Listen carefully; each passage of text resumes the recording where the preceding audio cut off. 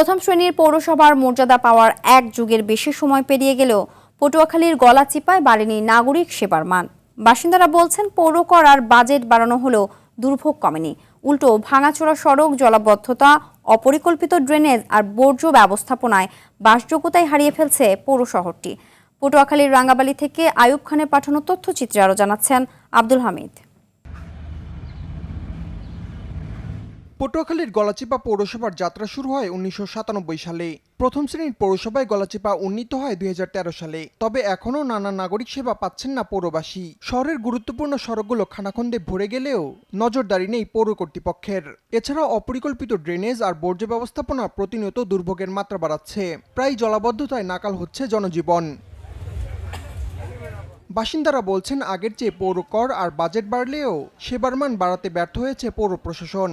পৌরসভার ভিতর রোডটা খুব খারাপ ভাই। এই থেকে আজবাজার পর্যন্ত বুঝা এটা আমরা একটা মানে ইউনিয়নের রাস্তা হবে আর চমৎকার ইউনিয়নের বসবাস করলে ভালো হইতো। টোটাল পৌরসভার যত ভাঙ্গা রাস্তা আছে, আমি একজন প্রফেশনাল ড্রাইভার, এই রাস্তায় আমরা যে কি যন্ত্রণা নিয়ে এই রাস্তায় গাড়ি ড্রাইভ করি আসলে আমরাই বুঝি। আমরা অনেকদিন কষ্টে আছি, দীর্ঘ মনে করেন 16-17 বছর এই রাস্তা তলাইয়া যায়, আমরা গাড়ি চালাইতে পারি না, অনেকদিন অনেক কষ্ট হয়। রিক্সা অ্যাক্সিডেন্ট হইয়া আমার হাত ভাঙে গেছে। পৌরসভার অনেক রাস্তাই আছে, অল্প বৃষ্টি হলেই জলবদ্ধতা দেখা যায়, তাতে সাধারণ নাগরিক আছে তারা চরম দুর্বিষহ জীবনযাপন করছে। পৌর কর্তৃপক্ষ বলছে, সড়ক, ড্রেনেজ, বর্জ্য সহ অন্যান্য নাগরিক সমস্যা সমাধানে পাঠানো হয়েছে উন্নয়ন প্রকল্পের প্রস্তাব। এটা রাস্তা বিশেষ করে গুরুত্ব দিয়ে প্রায় 14-15টা প্যাকেজ নিয়ে একটা টেন্ডার প্রক্রিয়া চলতেছে।